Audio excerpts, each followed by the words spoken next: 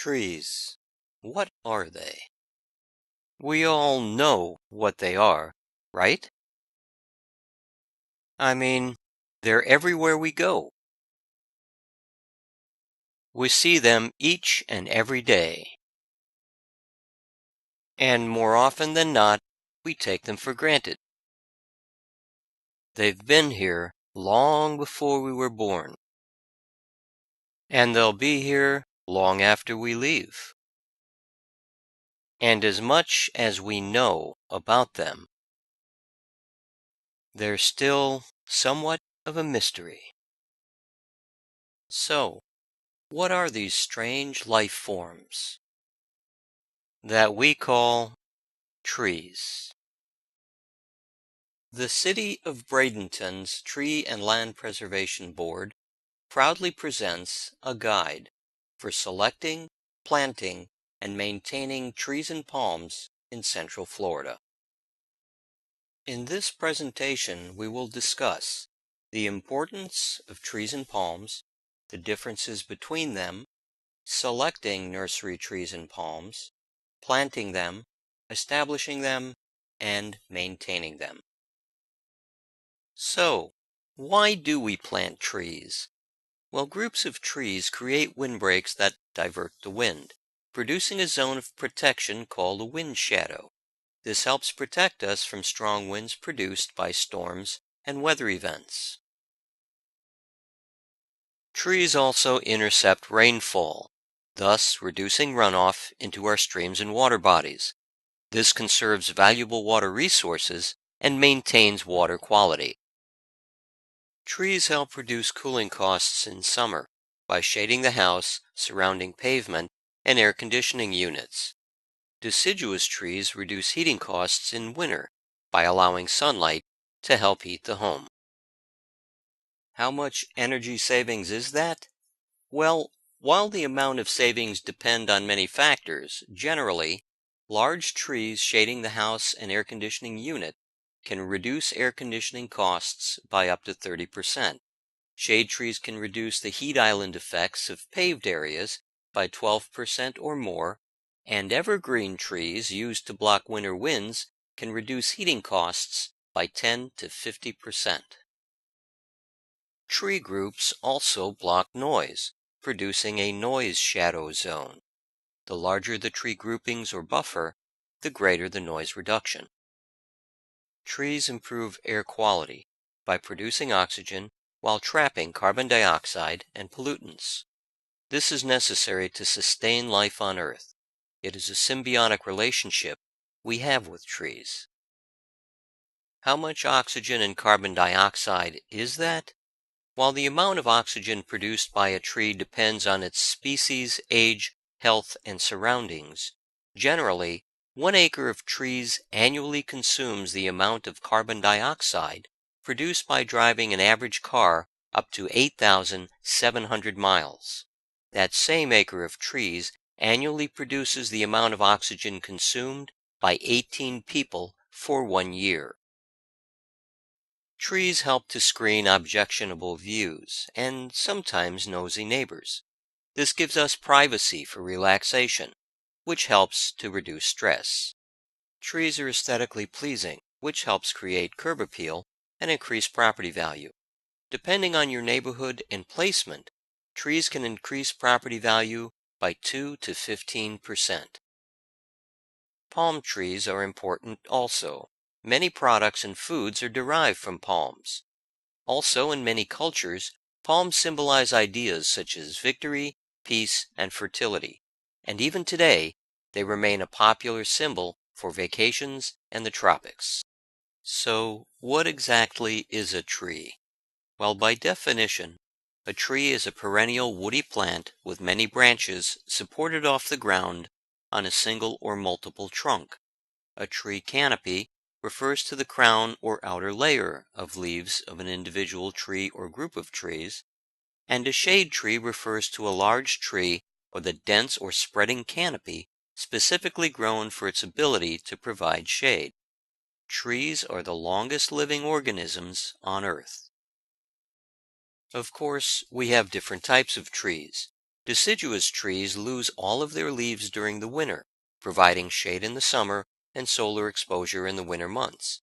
Evergreen trees retain their leaves all year long and provide excellent blockage of wind and noise. Broadleaf evergreen trees lose some of their leaves in the winter, but retain most throughout the year, providing dapple shade year-round. So, what is a palm tree? Well, by definition, palm trees are non-woody perennials distinguished by large, compound, evergreen leaves arranged at the top of an unbranched stem. There are roughly 200 genera and more than 2,000 species of palm trees worldwide. Palms are among the best known and most extensively cultivated plant families. And of course, we have different types of palms. Palmate palms have fan-like leaves that resemble fingers around the palm of a hand, hence the name. Pinnate palms have fronds that resemble feathers, with a center stem from which many smaller leaves grow out. The trunks of trees and palms are different. Palms are herbaceous, with living tissue throughout the entire trunk. Trees are woody, with some deadwood in the center. Since the trunks of palm trees are alive, puncture wounds don't heal. This makes palms susceptible to disease and trunk rot. Trees and palms have different root structures also. In trees, 90% of the tree roots are located in the top 18 inches of soil. They can also extend 2 to 3 times the dripline diameter of the crown or canopy.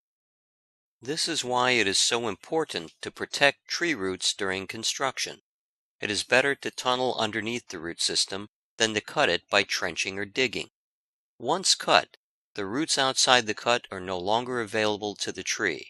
This reduces its ability to survive. Trees, particularly hardwoods, can take a very long time to die. It usually starts with crown dieback along the outermost edges of the canopy, and it usually continues to progress until the tree is dead. This can take many years, sometimes a decade or more. So how do we protect trees during construction?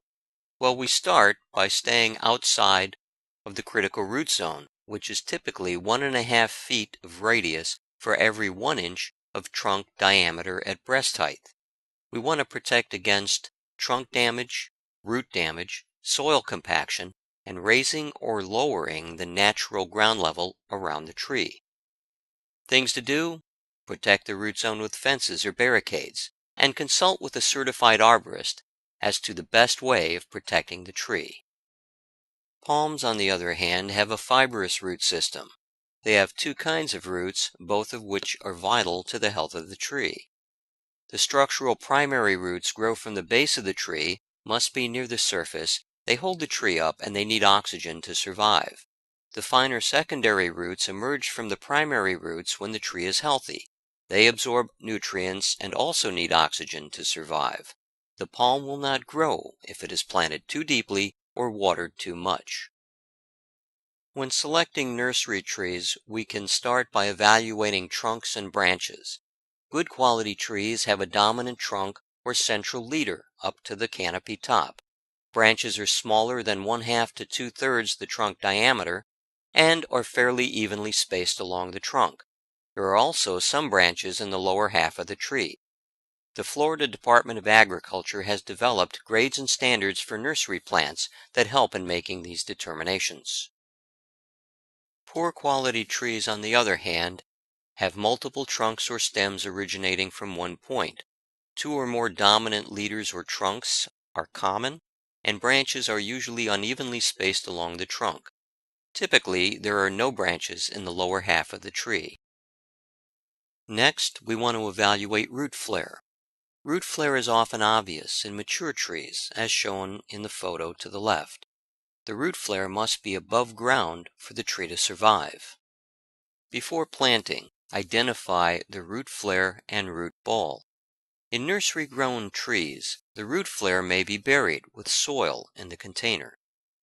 As shown in the illustration, the actual root flare is covered by soil. Remove this excess soil before planting. Notice that the bottom of the actual root flare is the top of the actual root ball, and leave 10% of the root ball above ground when planting the tree.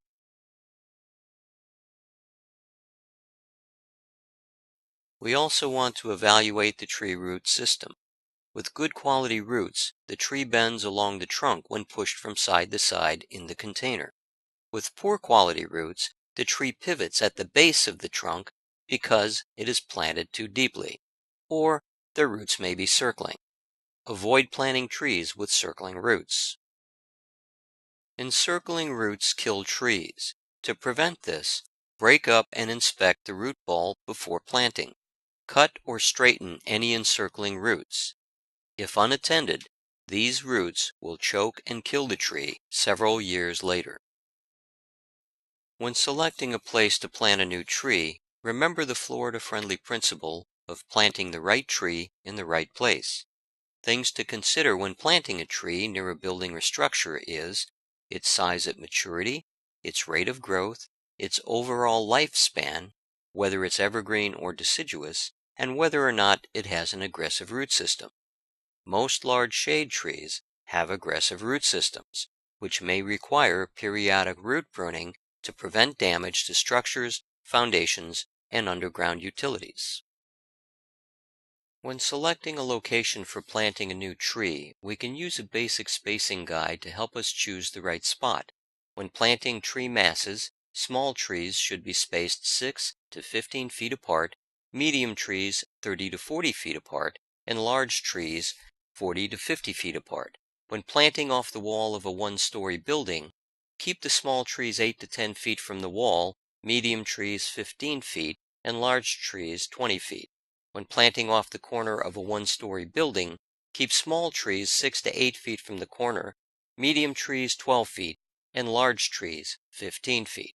This allows for future growth and periodic maintenance. The photos below show trees that were planted way too close to buildings. If they haven't already, these will cause structural damage. When planting near overhead utility lines, use Florida Power and Light's guidelines as illustrated below. Small trees and palms may be planted adjacent to the power lines. Large palms should be an average palm frond length plus 2 feet away. Medium trees should be set back a minimum of 20 feet and large trees a minimum of 30 feet. Before you dig, call Sunshine. Just dial 811. Sunshine is an underground utility location service. They require a few days' notice and will send someone to mark the locations of underground utilities in your area. When planting a new tree, make sure the root flare is visible and above ground. Make sure the root ball is resting on natural undug soil and that 10% of the root ball is above ground level. Backfill the pit with the soil you excavated from it. Use 3 inches of mulch up to the root ball and irrigate to properly establish the new planting. The wrong way to plant is to place the root ball too deep, to place soil over it, to use mulch or soil against the trunk, to place too much mulch on top of the root ball, to not straighten or cut encircling roots for container material, and to leave the string and wire around the root ball on balled and burlap material. The biggest cause of tree failure is planting it too deeply. Research shows that at time of planting, proper practices encourage growth, improper practices limit it, and some practices have little or no effect. Practices that encourage growth are loose soil, proper irrigation management, mulching 8 feet in diameter or more around the planting pit, root flare slightly above soil surface and leaving the top of the tree intact. What limits growth is compacted soil, little or no irrigation, grass and weeds close to the trunk, planting too deeply, and pruning at time of planting. The practices that have little or no effect is to use peat or organic material in addition to backfill, root stimulant products, fertilizing at planting, or using water-absorbing gels. Research shows that one soil amendment seems to make a difference. This is mycorrhizal fungi. The organism breaks down minerals and organic matter in the soil for plants to use. Mycorrhizal fungi is believed to be the oldest fungi on Earth and is found worldwide. The photo on the left shows how the fungi attaches to the root structure of plants. The illustration on the right shows how the fungi can increase active root surfaces for plants to aid in nutrient acquisition by up to 700 times. After planting, mulching is essential. Best management practices for mulch includes the use of mulches made from environmentally friendly sources or recycled materials when feasible, not piling mulch up against the trunk or covering the root flare, and maintaining a 2 to 3 inch depth of mulch after settling. During the plant establishment period, apply a layer of mulch up to the root ball, keep the mulch away from the trunk, maintain 2 feet of mulch diameter for each 1 inch of tree trunk diameter, and use a minimum of 6 feet of mulch diameter for trees with trunks less than 3 inches. As shown by the illustrations below, proper mulching includes keeping the mulch away from the trunk and having it get thicker as it goes farther out from the tree. Volcano mulching is bad. It creates problems for the tree and can actually smother and kill it. Once plants are properly established, the mulch area can be reduced in size. But even established trees are healthiest when grown in large mulched areas. When selecting mulch, consider the following. Fresh wood mulch can enhance pathogens. Use this only in areas that are already mulched. Pine bark mulch does not hold nitrogen. Hardwood mulches may need additional nitrogen to prevent nitrogen deficiencies in nearby plants. Some mulches are provided free by the county. These are not sterilized and may contain seeds, pests, or pathogens. Composted yard waste makes a great mulch and may suppress infection. Flora mulch is made from recycled melaleuca and is cured to eliminate pests. After planting, tree staking may be necessary. Remember, use an extra stake for trees planted in windy areas. Tighten ties to secure the tree and remove stakes after the tree is properly established. When staking palm trees, remember that everything inside the trunk is alive. So, wrap the trunk with burlap for protection during staking. Use wooden blocks strapped to the trunk for securing the palm. Use 2x4s nailed to the blocking for bracing the palm, and remove the braces after the palm is properly established. After planting, irrigation for proper plant establishment is crucial. Research shows that trees establish quickest with light, frequent irrigation. Trees need 3 months of irrigation per every 1 inch of tree trunk diameter to establish a good root system. Applying approximately 2 gallons of water per 1 inch of tree trunk diameter per each irrigation is necessary, and irrigation encourages and maintains a dominant central leader. The irrigation schedule will depend on the size of the nursery stock. For vigorous, healthy growth, trees less than 2 inches in caliber should be watered daily for 2 weeks, every other day for 2 months, and weekly until established. Trees 2 to 4 inches in caliber should be watered daily for 1 month, every other day for 3 months, and weekly until established. And trees greater than 4 inches in caliber should be watered daily for 6 weeks, every other day for 5 months, and weekly until established. For minimal survival, 2-inch caliper stock should be watered twice weekly for 2 to 3 months, 2 to 4-inch caliper stock twice weekly for 3 to 4 months, and anything greater than 4 inches twice weekly for 4 to 5 months. And in zones 8 through 9, establishment usually takes 4 months per 1 inch of trunk caliper. After planting, under-irrigated trees require more time to establish because their roots grow slower. They also tend to develop codominant stems and double leaders that can split from the tree later on. Most trees are under-irrigated during the establishment period. After trees are established, research shows that slow-release fertilizers are best. Trees use more fertilizer during the growing season, and properly fertilized trees may develop fewer dead branches over time. Adding soluble fertilizers to newly planted trees may injure or even kill them. After palm trees are established, it is recommended to use slow-release fertilizers to fertilize 2 to 4 times per year and to use palm-specific fertilizers with micronutrients such as iron, manganese, zinc, copper, and boron. And you can use manganese sulfate to treat frizzletop as shown here. On June 18th of 2009, the Florida governor signed into law Senate Bill 494 requiring all commercial fertilizer applicators to be licensed by January 1 of 2014. On May 24th of 2011, the Manatee County Commissioners passed Fertilizer Ordinance 1121 requiring all commercial applicators to be certified by June 1st of 2012, 2 years sooner than state law. This ordinance also requires that all other employees in the company, except for clerical, take a landscape best management practices class for certification. These laws restrict the use of fertilizers in the state of Florida.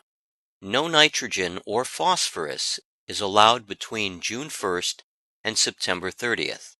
No nitrogen or phosphorus is allowed if severe thunderstorms, floods, tropical storms, hurricanes, or heavy rains are forecasted. Phosphorus may not be used unless a soil test shows deficiencies in the soil and are filed with the county administrator, and the use of nitrogen is restricted to the lowest recommended rate in the Best Management Practice Guidelines. All granular fertilizers shall contain no less than 50% slow-release nitrogen. No nitrogen may be used for the first 30 days after installation of new turf or landscape plants. No fertilizer may be used within 10 feet from the top of bank of any water body, wetland, or seawall. Grass and landscape debris must not be washed, swept, blown, or deposited into stormwater conveyance systems or roadways, and immediately remove any fertilizer applied, spilled, or deposited on impervious surfaces.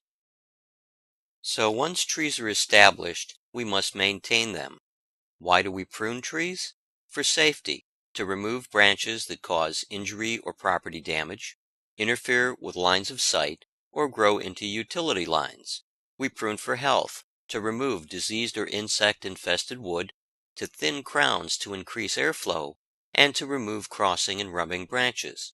We also prune for aesthetics, to enhance the natural form and character of the tree and stimulate flower production. When pruning young trees, we prune to emphasize good structure and a dominant central leader. The illustration on the left indicates the branches to be removed in the order in which they should be removed, and the illustration on the right shows the proper radial arrangement of scaffold branches and the optimal attachment of the branch to the trunk. When pruning mature trees, we prune to maintain tree structure, form, health, and appearance. Basically, we're trying to correct for codominant stems, included bark, unbalanced canopy, lion's tailing or overlifting, and large lower limbs. We also remove deadwood, water sprouts, and sucker growth. Trees should be pruned at regular intervals throughout their life cycle, not just once in a while. The minimum suggested pruning cycle is 2 to 3 years after planting, and then 5 to 6 years, 8 to 10 years, and 13 to 15 years. Low pruning, or removal of 5 to 20% of the foliage, is typically done on mature or recently planted trees, trees in cooler climates with shorter growing seasons, and on decay-prone species.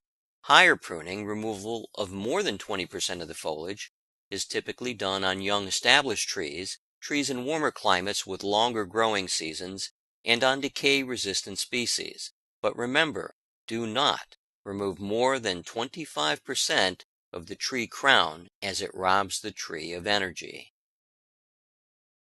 So when is the best time to prune trees? Well, hardwoods are best pruned during the dormant season.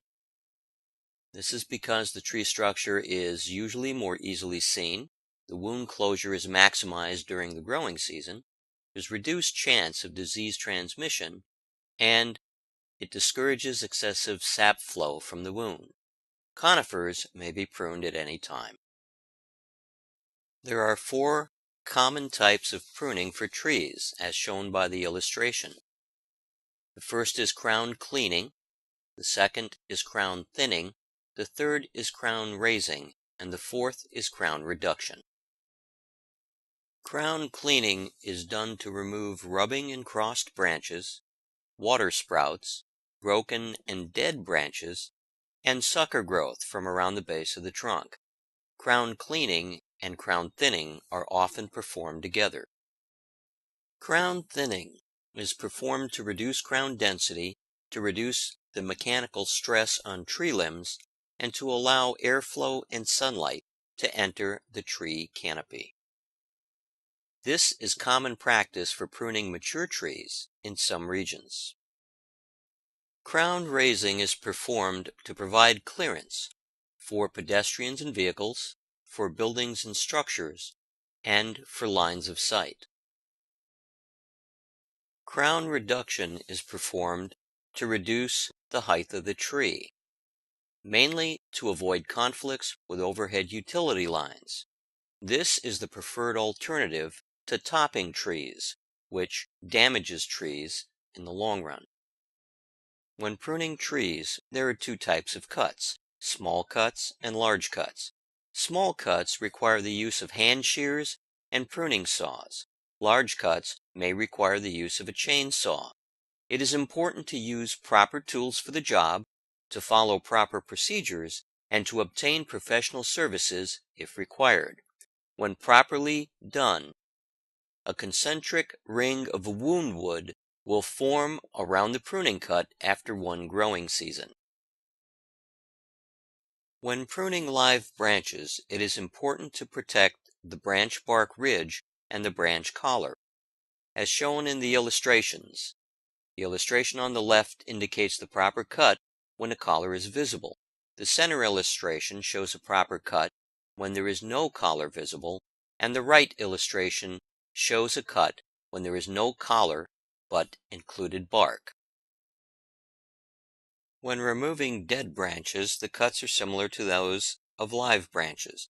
The difference is that the branch bark ridge and the branch collar are usually easily identified, as shown by the illustration in the lower right-hand corner. Improper pruning methods harm trees. The first is topping, which is the pruning of large upright branches between nodes, as shown by figure A. There's also tipping, the cutting of lateral branches between nodes, as shown in figure B. Both invariably result in improper growth or death of the branch. Crown reduction pruning is the preferred method over topping or tipping. Improper pruning cuts also harm trees, usually by causing the bark to rip, as shown in figure C. Flush cuts injure stems and result in decay, as shown in figure D. Stub cuts delay wound closure, provide entry to fungi that kills tissue, and delays or prevents wound wood from forming. This is shown by figure E. Here are some examples of improper pruning methods. The photo on the left shows a fresh flush cut. The photo on the right shows an old flush cut where the tree is trying to heal but can't. Flush cuts close with a slit. Proper pruning cuts close with a circle. Stub cuts, or cuts too far from the branch collar, do not heal properly, as shown by the photograph on the left. Proper pruning cuts do heal, as shown by the illustration on the right. The tree will close a well-positioned cut as new wood is produced. Normally, it will compartmentalize any internal decay. When pruning trees, the branch-to-trunk ratio matters. Small branches can be cut and they'll compartmentalize any decay before it reaches the main trunk. Larger branches, however, may not be able to stop the decay, and once inside the main trunk, the decay can affect the health of the tree. When in doubt, consult a certified arborist before pruning. The pruning of palm trees should be avoided whenever possible. Why do we prune palms? To remove dead or dying fronds, to reduce fire hazard, to provide safety and visibility, to prevent damage to buildings or structures, and to remove fruit and seeds. When pruning palms, save the green and yellow fronds, remove only brown fronds. Never top palm trees, it kills them. When pruning palm trees, never over-prune. Over-pruning results in slower growth, slower maturation, narrowing of the trunk or penciling as shown by the illustration on the right, decline in frond size, and loss of nutrients. If palms need to be pruned for whatever reason, prune to the 3 and 9 position as shown by the illustration below. The 2 and 10 position is severe pruning, and the 1 and 11 position is hurricane cutting. Pruning palms rob them of nutrients. Palm fronds are naturally cantilevered to survive high winds. They do not need to be storm pruned. Following proper procedures in the selection, planting, and maintenance of trees and palms ensures their health for our use and enjoyment. This program is made possible by Keep Manatee Beautiful and an urban and community forestry grant from the U.S. Forest Service through the Florida Forest Service. Special thanks to the Manatee County Cooperative Extension Office and the Environmental Horticulture Department of the University of Florida for their help in developing this presentation. This presentation was designed, developed, and narrated by Frank J. Solinko, a Florida registered landscape architect and chairman of the City of Bradenton Tree and Land Preservation Board.